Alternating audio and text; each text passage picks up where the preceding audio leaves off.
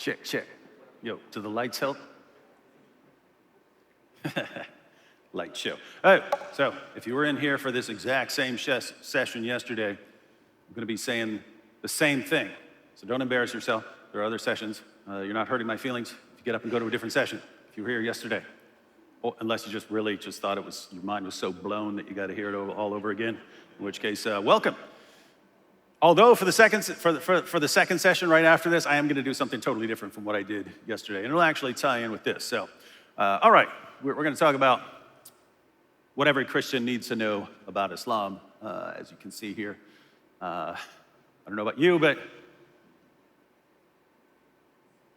kind of think it's about time for Christians to start learning about Islam, and that has happened a lot. But you're in an interesting situation with Islam. It's a similar situation with cults. Like if someone from a cult comes at you, knocks on your door, starts having a conversation with you or something like that. The cults are generally, people in cults who are sent out are usually trained to respond to what you believe. And you're usually not trained to respond to what they believe. So they have you at a built-in disadvantage, and that some of them have been raised their entire lives, specifically with criticisms of your position built in. And Islam is actually like that. So Muhammad's born around 570 AD. He dies around 632 AD, so this is long after Judaism. It's centuries after Christianity has been spreading. And the Quran is absolutely filled with criticisms of Jews and Christians and the core Christian beliefs. And so when a Muslim gets into a conversation, guess what? He's heard for his entire life how to respond to certain Christian beliefs and how to go after the doctrine of the Trinity and how to go after the deity of Christ, to challenge you on Jesus' death, to challenge you on how someone could die for the sins of other people. They don't really have a problem with the resurrection, but since they don't believe that Jesus died on the cross, they don't believe that Jesus rose from the dead. And so they, just as a community, they have these beliefs that are part of Islam, and as they're just growing up in a Muslim community, they have, they're called, I call them Dawa guys, but they have they're Da'i, they're called Da'is.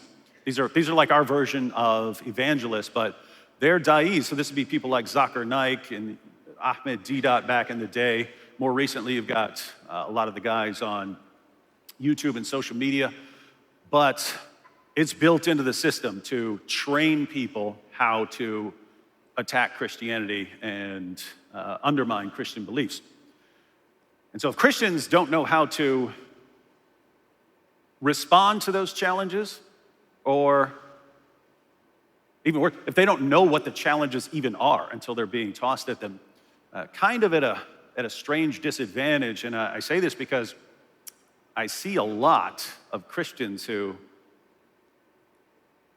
think it's that like there's something wrong with learning about Islam, or years ago I posted a video titled 3 Quran verses every Christian should know. I chose those Quran verses specifically because they were good for giving Christians at least a basic understanding of what Muslims think about. So I used Surah 4, verse 157, which most Muslims think denies the crucifixion of Jesus, and just wanted people to know, hey, most Muslims don't believe that Jesus even died on the cross. So if you're having a conversation, don't assume that they agree with you on this. And I used Surah 5, verse 47, where Allah says that Christians are supposed to judge by the gospel. And so I just pointed that out because, hey, if a Muslim tells you your Bible's been corrupted, here's a quick, easy question you can ask it. Say, hey, why does your God tell me I'm supposed to judge by the gospel if it's been corrupted? And so it's just verses like that, just some basic, very, very simple. And I kept it to 3 verses just to make it as simple as possible. And most Christians are totally fine with that, but I still get comments on that. Why are you telling us to learn the Quran? Why would we need to know anything about that book? We've got the Bible. Why would we possibly need to know anything about another religion? My goodness, you got 2 billion Muslims in the world. You've got 2 billion Muslims in the world, and there are actually Christians who are encouraging us to be as ignorant about it as possible. And that is that attitude has been responsible for a lot of damage over the decades of Christians not knowing what they're dealing with, and then Muslims taking advantage of this atmosphere of ignorance. I want to point out that is, apart from, historically, just an Islamic kingdom expanding, the main way that Islam would spread in a place like the West, where you can't just come in and conquer us, the main way that Islam spreads is in an atmosphere of ignorance. Their da'is will take advantage of people's ignorance. They will find out what someone in your community likes or views as good, and they will come and tell you that Muhammad is the champion of that, whatever it happens to be. So if you believe in women's rights and you don't know anything about Islam, they're going to tell you Muhammad was the champion of women's rights. Women had 0 rights before Muhammad. He gave women rights. He's practically the greatest feminist who ever lived. It's complete nonsense. It's absolute nonsense. I saw that over and over and over and over and over and over again. And then you see women converting to Islam say, hey, you know what? I thought Islam was really bad, but then I found out what a great feminist Muhammad was. You can still look up articles. Look up Muhammad feminist and stuff. You'll find articles on CNN and so on about what a great feminist Muhammad was. Science. Science is pretty big. And so what will the da'i say? What will the Dawa guy say when he enters into an area? Muhammad. Scientific genius, but it had to come from Allah, because there's no way this guy in Arabia could have known, could have had access to these amazing scientific insights that we find in the Quran. The Quran says that the universe exploded in the Big Bang. The Quran said all these things. If you actually read the passages, it's complete nonsense. But in Dawa, and keep in mind, I'm not talking about your Muslim friend. If you know a Muslim, that Muslim may be the most honest person in the world, maybe the nicest person in the world, maybe would never lie to you ever at any point in your entire life. The Dawa guys, I've been to prison. I have never seen anyone who lies as freely with as little concern for consequences as these Dawa guys. They just do not care. And they view it as, in a really creepy way, they view it as good. They're doing something good. So just think, if you're on a path to hell because you're a Christian, you're on a path to hell from the perspective of Islam. If you're on a path to hell because you're a Christian, you believe Jesus is Lord. And if I can tell you a bunch of lies, make up a bunch of stuff that will convince you that Islam is true, convince you to convert to Islam, and then you become a Muslim, even if all I told you was complete lies, but you converted to Islam, and then you're going to paradise, have I harmed you? Kind of did you a big favor by lying to you, right? So, again, I'm not exaggerating. Anyone who has interacted, go out there and find any speakers or any of you who have interacted with the Dawa guys. Their version of evangelists over the years.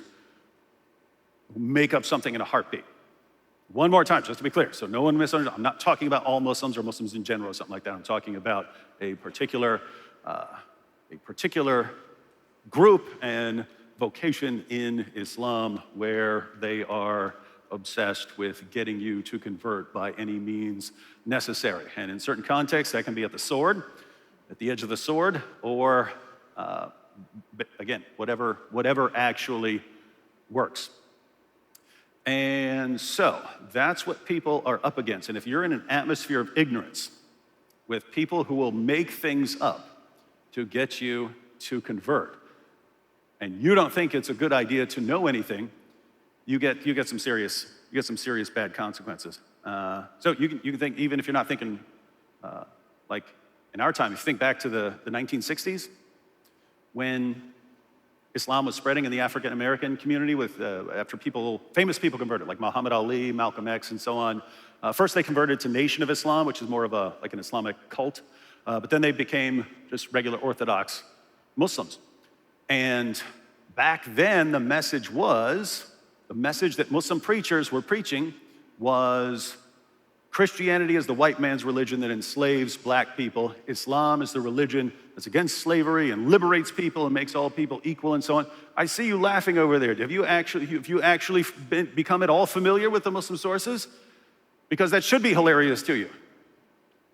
Muhammad bought, owned, sold, and traded black African slaves, and the subsequent generations are the ones who institutionalized. They came up with the African slave. I mean, you had slaves in Africa and so on, but as far as making it this massive institution and the Saharan slave trade and so on, they did that 1,000 years before the United States even existed. In fact, by the time you get to Europeans going to America to establish settlements and so on, there was no more slavery in Europe.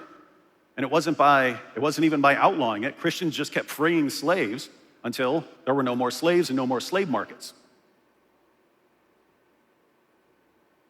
And we don't understand how prevalent it was back then, but there were cities in Europe where 80% of the population were all slaves. And Christianity spreads, they keep freeing slaves. You'd either free your own slaves, or if someone else had a slave, you're like, look, you should free him. I don't want to free him. Okay, I'll buy him from you and I'll free him. That happened over and over again until it's gone. What that meant was, if you want to go to a different part of the world and you want a really, really cheap labor and you want slaves, you have to go somewhere else. You have to go somewhere else to get them because you don't have them in Europe anymore. So where would they go? Well, the slave trade was alive and thriving in Africa, thanks to, you guessed it. And somehow, the preachers could go into the community. Hey, let's tell you, Islam is the religion of equality, where none of this would ever happen. So they completely reversed it. Guess what? No one was in a position to know any better. I mean, think about this. Muhammad Ali's name was Cassius Clay. You know who he's actually named after? Cassius Marcellus Clay was a 19th century Kentucky abolitionist. Cassius Marcellus Clay was the man who convinced Abraham Lincoln to issue the Emancipation Proclamation. We don't hear about him anymore. And somehow you get to the 20th century, Cassius Clay becomes heavyweight champion of the world. I don't want that slave name anymore. I want the name Muhammad and Ali. That's Muhammad and his son-in-law, both of whom bought, owned, sold, and traded black African slaves. I want that name. Muhammad Ali specifically said, I want the name of my people. That's some very interesting stuff. But notice, all of that is based on, the entire issue there is all based on ignorance, and there were people who were taking advantage of that ignorance. He was in no position to know what Islam taught. The sources hadn't even been translated yet. I know because now, and anyone here can know, anyone here can look it up right now, because you can look up the Muslim sources, Sahih al-Bukhari and Sahih Muslim and so on.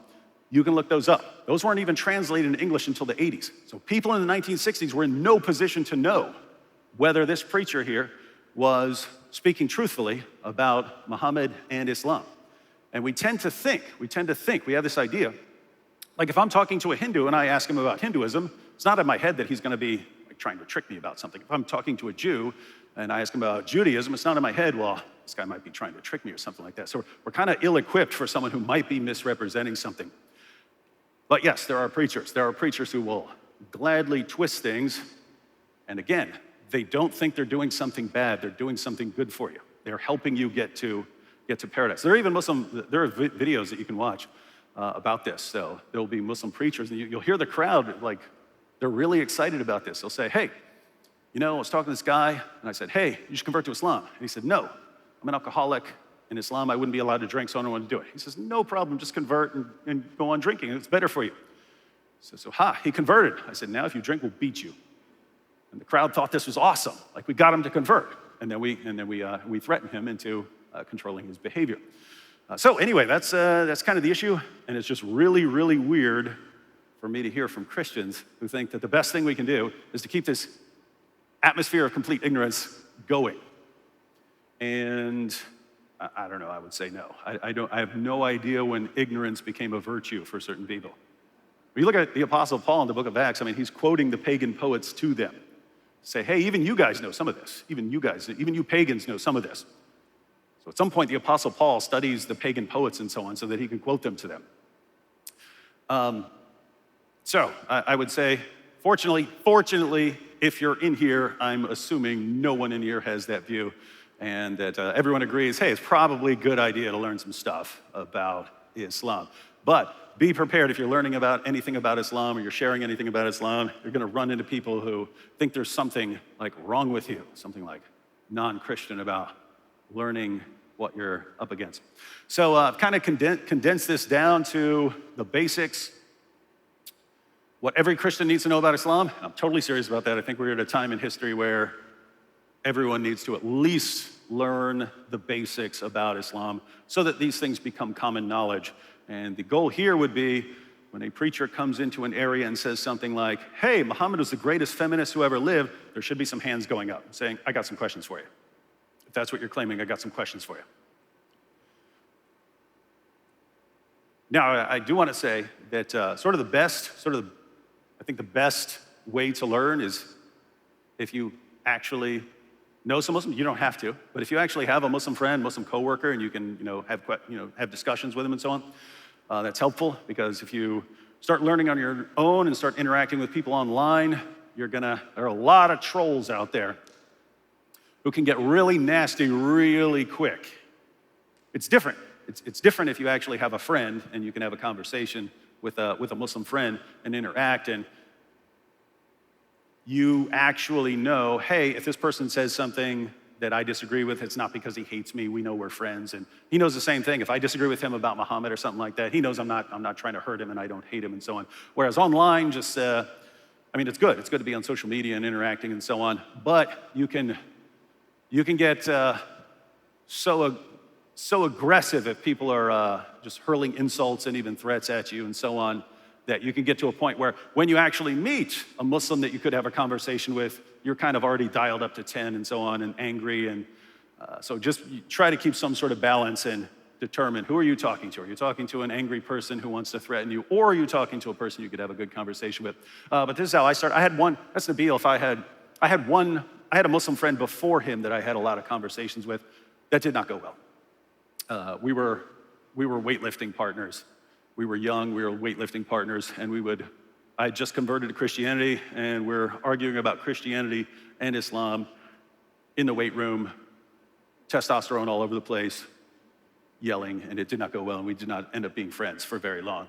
But I learned my lesson, and then by the time I got to Nabeel, ended up having nice conversations with him. We had discussions about Christianity and Islam for about 4 years. He became a Christian. This is his baptism, and that's me in the background thinking, cool, I'm done with Islam finally. Because the only reason I was studying Islam was because my best friend was a Muslim. That was it. If he had been a Buddhist, I would have been studying Buddhism the entire time.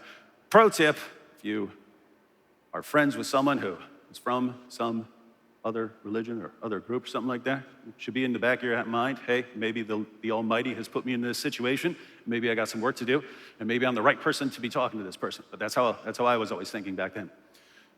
And so Nabeel became a Christian. I thought I was done with Islam.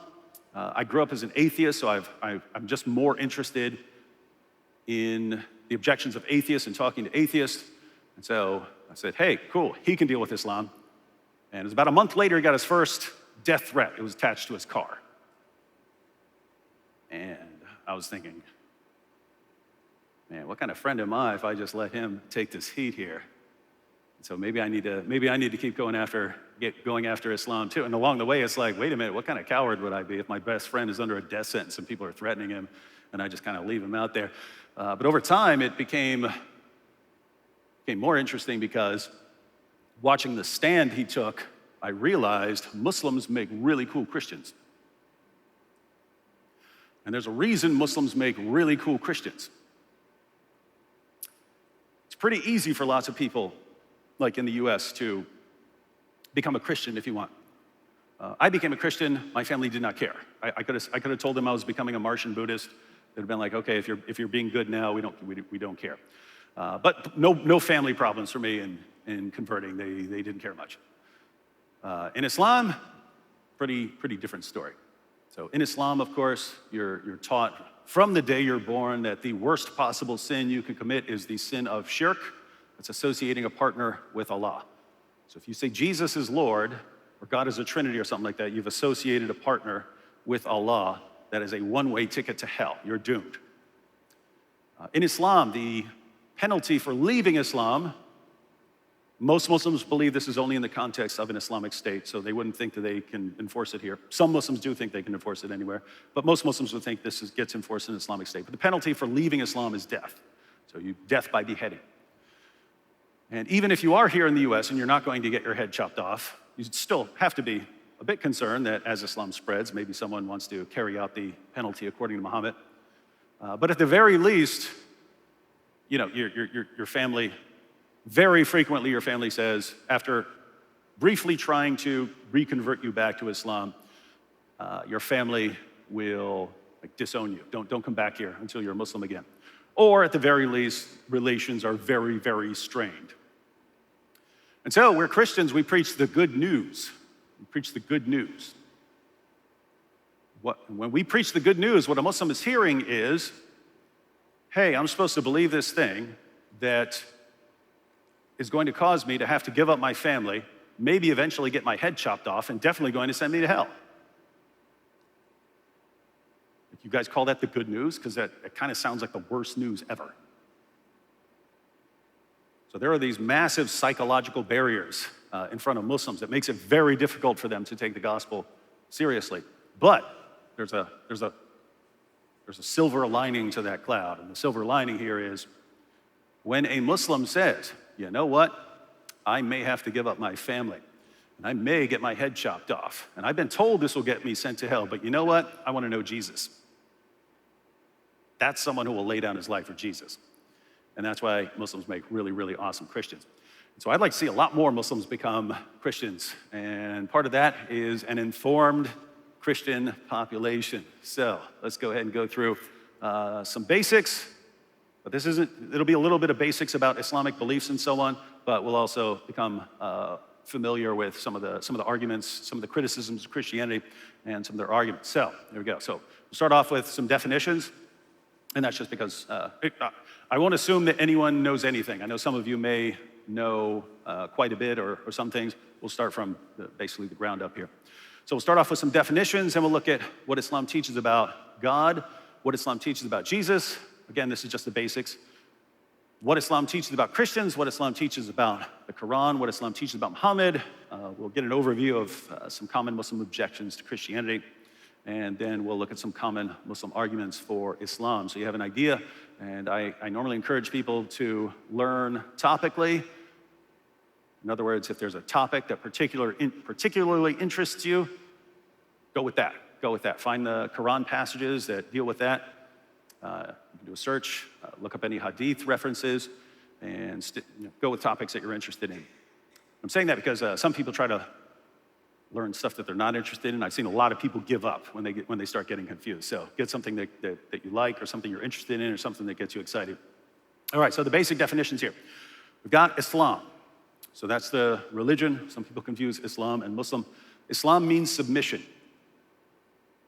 Islam means submission. And in its religious context, it refers to submission to Allah. So submission to God. Islam doesn't just tell you that you must submit to Allah, it tells you how you submit to Allah. You submit to Allah by obeying the commands of Allah in the Quran and the teachings of Muhammad in the Hadith. So that's the ideology. A Muslim is a person. A Muslim is a person who is an adherent of Islam. The word Muslim means one who submits, and for a woman, the word is Muslimah. Allah is the Arabic word for God. Muhammad is the prophet of Islam, so Allah sends the angel Gabriel with parts of the Quran and reveals those to Muhammad over a period of 23 years. Those are eventually compiled into the Quran. The word Quran means recitation. Quran is something that's supposed to be recited. Initially, it was just supposed to be something that's passed on by oral recitation, so you're supposed to just keep reciting it and memorizing it. And the Muslim community would write certain things down, but this wasn't to make a book. They would write things on like stones or leaves or bones. This wasn't to make a book. This was as an aid to memory. In other words, Muhammad recites his new revelation, you jot it down, this helps you back home to memorize it. Eventually, they turned it into a book because memorization turned out to not be a very good way of passing on a book. So, in other words, people who had certain passages memorized ended up dying in battle, and passages were lost forever. And so, the reason for initially compiling the Quran into a book was to avoid more being lost. But the Quran, it's not like the Bible. The Quran is supposedly the direct and eternal speech of Allah.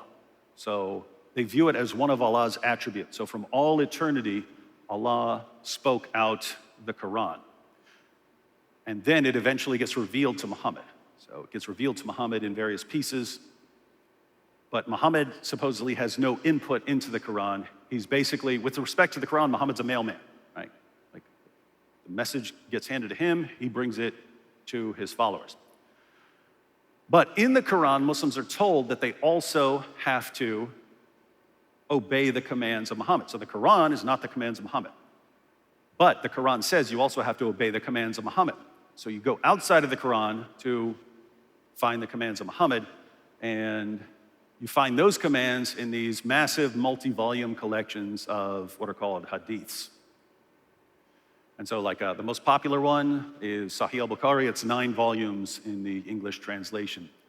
And the hadith collections are usually arranged topically, so you'll find, this section of this volume is everything Muhammad said about, let's say, marriage. You go to this volume, and it's the things Muhammad said about war. And so if you were to compare Muslim sources to the Bible somehow, the Bible would be more like a compilation of Quran and Hadith. So the point is that the Quran is not a parallel to the Bible. In fact, and I've heard Muslims point this out. They point out that the closest comparison to the Quran is not the Bible. The closest comparison, the analogy to the Quran in Christianity would be Jesus. So the Quran is the eternal word of Allah. Jesus is the eternal word in Christianity that becomes incarnate. Whereas like the Quran is the eternal speech that becomes a book. So they say that's the closest comparison, not the Bible. All right, so those are some basic definitions. I think that's all the definitions that we need as far as what we're going to be discussing. All right, so what Islam teaches about God. And you do not need all these references. I'm just trying to give you an idea of areas where we would agree with Muslims, because Muhammad was interacting with Jews and Christians in the 7th century, and he adopted a lot of ideas from Jews and Christians, but also where we differ. So anything that you are interested in, you can jot that down. There are some things that would be really, really important to note, but I'll point those out to you. In other words, I'll tell you, hey, this is really important to know. All right, so what Islam teaches about God. So according to Islam, Allah is all-powerful. These are all Quran references here. Allah is all-powerful. Allah is all-knowing and wise. Allah is just and merciful, and Allah created the universe. So far, Jews and Christians would say totally fine with all that. But it doesn't stop there. Allah is not a Trinity. Surah 5, verse 116 to 117. That might be an interesting passage to note, because it's kind of funny. Allah denies the Trinity repeatedly, but he only describes the doctrine of the Trinity once, right there. And according to Allah in the Quran, the Trinity is Allah, Jesus, and Mary, who are separate beings who work together really closely. Anyone ever hear that as the doctrine of the Trinity? Notice, just by going to that passage, you can actually raise an argument with your Muslim friend and say, hey, this is what Allah says the Trinity is. Who's that supposed to be directed towards? Because Muslims read that, and if they don't know what the Christian doctrine is, they assume that's the Christian doctrine. So the question that would arise is, either Allah doesn't know what the doctrine of the Trinity is, in which case he sounds ignorant, or he does know what the doctrine of the Trinity is, and he lied about it. So which one, in which case he's deceptive. So which one is it? Is it ignorant or deceptive? You don't have to put it like that. You could be very, very nice when you're talking about it. But you want the Muslim to understand that. Like, why doesn't Allah accurately describe the doctrine of the Trinity when he's responding to it? Allah is a father to no one. So both Jews and Christians believe that God, like Old Testament, God is the father of Israel and so on. New Testament, God is our heavenly father. Allah is a father to no one in any sense. Allah's got 99 names, father ain't one. Quran passages like blast the idea of thinking of God as a father. In fact, in the references there, Surah 19, verses 88 to 93 there, interesting passage. The Quran just goes off on the claim that you could call someone a son of God. It says the universe, every time you say something like that, son of God, the universe is about to be ripped apart because Allah is so angry. And that same passage goes on to say that no one comes to Allah as anything other than a slave. Everything in heaven and on earth can only come to Allah as a slave. You can be a good slave, in which case you're obedient, or you can be a bad slave, in which case you're in trouble. And big difference, if you're familiar with passages like Jesus in the Sermon on the Mount, telling you to love your enemies and pray for those who persecute you so that you may be sons of your Father in heaven. Notice you have Father there, but it's connected to, hey, God takes care of other people, so you should take care of other people too. But these things are all connected. These things are all connected to ethics. I mean, if you have a child, unless there's something wrong with you, you kind of automatically love your child. You don't say, I'll wait 15 years and find out if he's good or not, and then I'll love him. You automatically love your child. If you had a slave, you wouldn't automatically love your slave. A slave could maybe earn your love by being really awesome for a lot of years, but if you didn't do that, you don't have that kind of love for your slave. So in Islam, if all you are is a slave to Allah, if the highest relationship you can have with Allah is a slave to master relationship, you're kind of you don't have that kind of love from God unless you earn it. And if this person over here, notice, if Allah has no love for unbelievers, think about this. If I'm a Christian, I'm looking at everyone as created, and God is our heavenly Father, whether you recognize him or not. We're told, hey, we need to love everyone because God does. Well, in Islam, God doesn't love those people. And so if you wonder why some jihadis and so on can blow people up, they're blowing up people who Allah doesn't care about. Allah's not bothered by that sort of thing. So anyway, point is the theology can be connected to ethics. So those are the basics. Muslim beliefs about God. What Islam teaches about Jesus. Interesting stuff, and there's more than this. I'm trying to keep this like very basic points. According to Islam, Jesus is born of a virgin. That's cool. I mean, how many people agree with Christians that Jesus is born of a virgin? Muslims do. So together, that's like half the world's population believes Jesus is born of a virgin. So, thumbs up there. Jesus performed miracles. Jesus lives the most miraculous life in history, according to the Quran. Jesus is cleansing lepers and even raising the dead. He's making birds out of clay and giving them life and so on. Most miraculous life in history, according to the Quran. Interestingly, Muhammad is repeatedly challenged to perform miracles in the Quran, and he has to deny it, say, can't do that. The Quran is his only miracle. Jesus is the Messiah. There's no explanation of what that means in the Quran, but it says Jesus is the Messiah. Jesus is Allah's word. He's called the word of Allah. And that seems to be something that Muhammad heard from Christians, put in there without understanding that has theological implications. He just thought it was a name for Jesus, apparently. When no, that's in the beginning was the Word was with God, the Word was God. And of course, same verse, Jesus is a spirit from Allah. Now keep in mind, when you see these interesting agreements, some of these same verses are filled with condemnations of Christianity. So Surah 4, verse 171, filled with refutations of Christianity, but in the course of that acknowledges that Jesus is the Word of Allah. And keep in mind, even just going through these verses, if you were having a conversation with a Muslim, you go through these verses. Notice you're not attacking anything, you're not being mean, you're not insulting anyone, but you can easily raise a question. If Jesus was born of a virgin, and he performs all these miracles. He's the Messiah. He's the word of Allah. Muhammad's none of these things. Why is Jesus so radically different, even according to Islam? He's radically different from everyone else. He's radically different from every other prophet. Why is he so different? Just so you know, there is no answer. They say Allah knows best. That's their answer. When you ask them, why is Jesus so different? They say Allah knows best. So he knows, we don't know. And so you can even set that up for the discussion. Well, guys, it kind of makes sense for Jesus to be so radically different in Christianity because of who he is.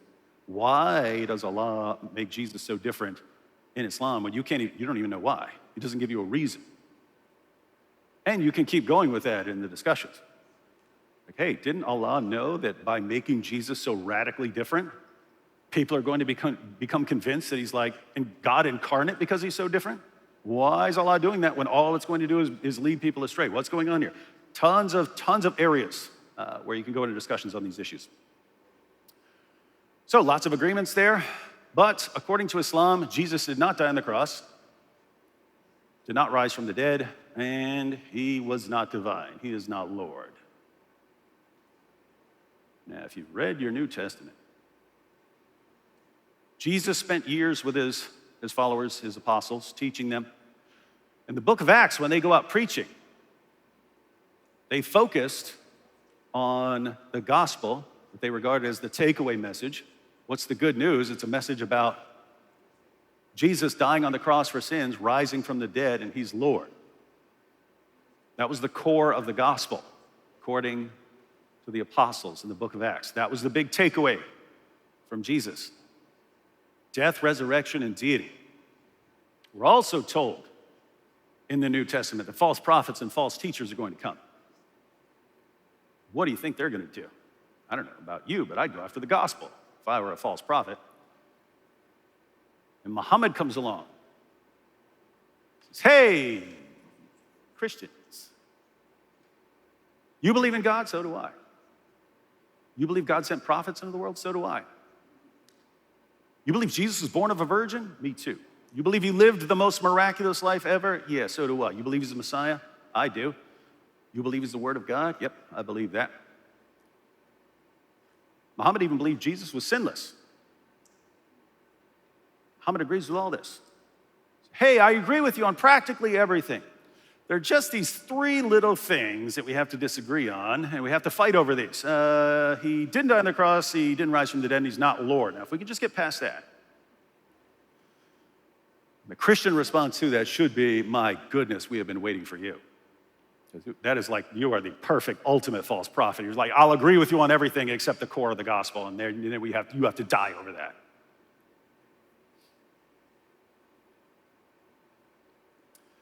What Islam teaches about Christians, some good things. So Christians have scripture from God. There's actually a bunch of passages on that, but that's an example. Christians are nearest in friendship to Muslims. That's straight from the Quran. Nearest in friendship to the believers are those who say we are Christians. Now, in the historical context, it's not quite that nice because when Muhammad comes out and declares that he's a prophet, this was in Mecca, he was surrounded by pagans. He was surrounded by polytheists. There are no Jews or Christians around. And back then, when Muhammad concludes that he's a prophet, he thinks it's going to be Muslims, Christians, and Jews united against the polytheists, the pagans, and so on. And he was in Mecca for 12 years. At first, he's kind of preaching behind the scenes, but eventually he's preaching publicly. But for 10 years in Mecca, when he's openly preaching, he's telling his followers, and he's telling the polytheists, guys, the Jews and the Christians will recognize me as a prophet. The Jews and the Christians will acknowledge me as a prophet. They know from their scriptures, when I show up, they're gonna know this is the Arab prophet that we've been reading about in our scriptures. He says this year after year after year. Guys, we're eventually gonna run into some Jews and they're gonna say, wow, you're our prophet. Told this to his followers for years. They eventually moved from Mecca to Medina, where there were 3 Jewish tribes. Muhammad announced, hey, I'm here, guys. And they almost laughed him out of the city. And after that, the revelations in the Quran changed to Jews are evil liars, can't trust them. Just think, Muhammad really believed that he was prophesied in the Torah. So if all these Jews who know the Torah are saying, what are you talking about? We don't know what you're talking about. If it's obvious from the Torah that Muhammad's a prophet, then they must be lying, and so they're evil. And the backlash against the Jews has not ended to this day. That's the underlying issue. When Hamas attacks Israel, the real reason goes way, way, way before the 20th century. This goes all the way back to early Islam when the Jews exposed Muhammad as a false prophet. He'd been guaranteed they were going to acknowledge him as a prophet, and they embarrassed him. And so they had to be subjugated and eventually exterminated. And so this nice verse about Christians, that's from that middle period where the Jews rejected him, but the Christians hadn't rejected him yet because they didn't know anything about him. And so Christians are friends, and it became then, it's going to be Muslims and Christians united against Jews and polytheists. And then the Christians rejected him as well, and then the final marching orders were fight those who do not believe, and specifically refers to Jews and Christians as people who have to be subjugated. But also Christians are compassionate and merciful. It says that Allah made us that way. Interesting nice things about Christians in there. But sadly, it doesn't stop there. Christians who believe in the deity of Christ are unbelievers. Christians who are unbelievers are the worst of creatures. 98:6 refers to Jews, Christians, and polytheists as the worst of creatures. The Quran says that Muslims are the best of peoples ever raised up for mankind. Muslims can't be friends with Christians. And keep in mind here, I'm talking about what Islam teaches. I'm not talking, your average Muslim would probably be happy to consider you a friend. There's not a ton of knowledge about certain things in the Quran. And I used to think that there was. Just interacting with Muslims, and they seem to know a lot about their religion. They know their practices. You see them going to the mosque and so on, dressing in a certain way. They know their practices very well. They do not know the contents of the Quran very well. So I'm not referring to what a Muslim believes. I'm talking about what the Quran says here. Muslims must not be friends with Christians. That verse says, do not take Jews and Christians as friends. They are friends of each other. And of course, Christians are to be fought and subjugated because of our unbelief. What Islam teaches about the Quran, teaches a lot about the Quran, of course, but some of the basics. The Quran is unsurpassable in its literary excellence. It's one of the repeated challenges of the Quran. If you don't believe that this is from God, go ahead and try to write something like it. Can't be surpassed. The Quran is free from error and contradiction. Can't find any errors in there. And Allah protects the Quran from corruption. Won't allow it to be corrupted. And some of these became the basis for later Muslim arguments that they used to defend Islam. What Islam teaches about Muhammad. Again, lots of things. Here are some important takeaways. So Muhammad is the pattern of conduct for Muslims. That's Surah 33, verse 21. Muhammad is an amazing pattern of conduct for people to imitate. And then we've got these Hadith collections, which talk about how Muhammad lived, and this turns out to not be such a great verse. Muhammad was the seal of the prophets, and the idea of the seal of the prophets seemed to change over time, but Muslims today believe that this refers to Muhammad being the final prophet. And earlier prophets spoke about Muhammad. So earlier prophets, Old Testament prophets and Jesus all spoke about Muhammad and told people that he's coming. So one of the biggest things that Muslim preachers will do is trying to find references to Muhammad in the Bible and use that to show Christians that the Bible prophesied the coming of Muhammad. So those are the basic beliefs that would be most relevant for Christians. As far as arguments, common Muslim objections to Christianity. Lots of Christians don't like to get started interacting with Muslims because they think Muslims are going to have 487 different objections to Christianity, and how can I prepare for all of those things? It's not true. Muslims have the same 5 to 7 objections that they use over and over again. There can be some variations of the criticism, but it's the same things over and over and over again. So and here's what I don't understand. If Christians can know ahead of time what the criticism of Christianity would be, and it will take you 4 or 5 hours of preparation to prepare for all of them, I cannot understand why every Christian is not prepared for the criticisms of Muslims. Because it actually has a huge impact with Muslims. They're told by their leaders Christians cannot answer these things. When they go to you and you answer them, there can be a light switch moment. It's like, wait a minute, my imam told me they have no answer for this and he just answered it. Well, if my imam was wrong about that, what else is he wrong about? And then they have to start thinking through it for themselves. But here are the most common ones. So the Bible's been corrupted. Trinity doesn't make sense. If you were at the 9 o'clock session this morning, we went through what the Quran actually says about the Bible. Doesn't help Muslims. The Quran affirms the inspiration, preservation, authority of the Jewish and Christian scriptures over and over again like a beating drum. So here again, they don't even know what their own book says. Trinity doesn't make sense. It's confusing. Believe in Allah. It's much simpler. Where did Jesus say, I am God, worship me? You will see this in these exact words, because the Dawa guys from the 1990s and the early 2000s trained the entire Muslim community to go around, where did Jesus say, I am God, worship me, in those words? How can God die? Christians, you believe Jesus is God? Do you believe Jesus died on the cross? So God died? That's weird. Who was running the universe when God was dead? How can God punish one person for the sins of another person? You think you're going to go murder a bunch of people and then God's going to say, oh, don't worry, I'll go kill that baby for you and you're good. Really? Sounds really weird too. You can understand why they're coming up with some of these objections, right? And of course, if Jesus died for your sins, can't you sin all you want? Died for your sins, you got a free pass. We're not going to go through these right now, but in the next session, if you want to go through these, we're going to go through all of them. We're going to go through all of them. Crash course in responding to Muslim objections to Christianity. So if you want to go through all these, we're about to. And finally, common Muslim arguments for Islam. So we're out of time, so we definitely don't have time to go through any of these, but you can look up responses to all these, and I'll just give you the gist of all of them.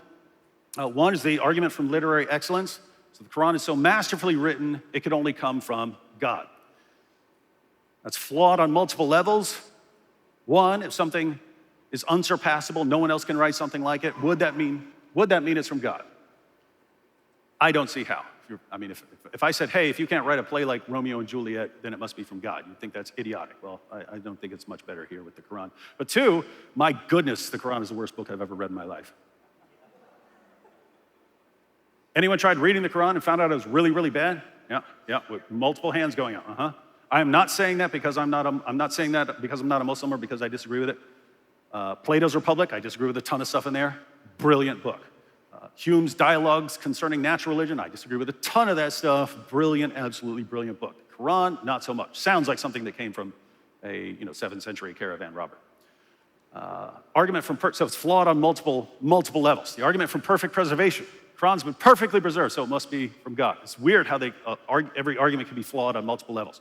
If something is perfectly preserved, does that mean it's from God? Webster's dictionary, if they preserved one forever, does that mean it's from God? No, that's silly. And then, when you find out entire chapters of the Quran came up missing because people were too lazy to recite them, or large passages were lost because the only people who had them memorized died in battle. Aisha's sheep ate some verses of the Quran. They're in the Hadith. It tells you the verses are in the Quran. Those verses are not in the Quran. Why? Aisha had the only copy. Her sheep came in and ate them. Doesn't sound like perfect preservation. Scientific accuracy. The Quran must be from God because it's filled with miraculous scientific insights that couldn't have been known by Muhammad at his time. Total nonsense. The examples they give are, all you usually have to do is read the context and it falls apart. But the Quran says that the sun sets in a muddy pool way out west, and Alexander the Great got there and found the place, and there are people who live there in the pool where the sun sets. The Quran says that stars are missiles that Allah uses to shoot demons when they try to sneak in and listen to his plans. And when you see a shooting star, it's because Allah got angry and hurled a star at a demon. Semen is formed between the backbone and the ribs. Not the most scientifically accurate book in the world. But notice, atmosphere of ignorance. If no one that you're talking to knows anything about the Quran, you can say anything you want, and some people will believe you. That's why we got to do something about the atmosphere of ignorance. Of course, the argument from biblical prophecy. Muhammad is prophesied in the Bible. Usually there, all you have to do is read through the actual passage. And the argument from rapid growth. There was a Pew study that came out about a decade ago, said that Islam is the world's fastest growing religion. Muslims said, so many people are converting to it, it's because they found out it's true. That had nothing to do with conversions. The same Pew Research study said that the main source of the growth of Islam was high birth rates in Muslim countries. And if you look into why the birth rates are always high, it has something to do with the impact of Islam on women. Girls being married off and so on, and then end up having like 12 kids because they start when they're 12 or 13 years old and so on. So I wouldn't consider that proof that Islam is from God. Fortunately, a lot of these arguments are actually being abandoned now. The argument from perfect preservation, you might hear it from a random person and so on. You don't hear from the Dawa guys anymore. It's been exposed. The argument from scientific accuracy, the Dawa guys acknowledge now that that's been completely exposed and that it was all nonsense from the beginning. So we're working year after year, and the arguments are collapsing, and that's good. Still lots of work to do, so I hope you're all going to study. If you don't know what you're doing next, check the list. If you want to go through those criticisms of Christianity that I pointed out, I'll be in the events room, but just keep in mind, as horrible as the world seems right now, as many things are going off the deep end, actually, if you have a heart for reaching Muslims with the gospel, you are living in the greatest generation of all time. Previous generations of Christians could not have dreamed of the opportunities where you can sit here on your phone on Facebook and talk to a Muslim in Saudi Arabia. So these are really, really, really awesome times. Don't get discouraged. Let's learn some of this and use this opportunity that God has given us. All right, I'll see some of you here in a few.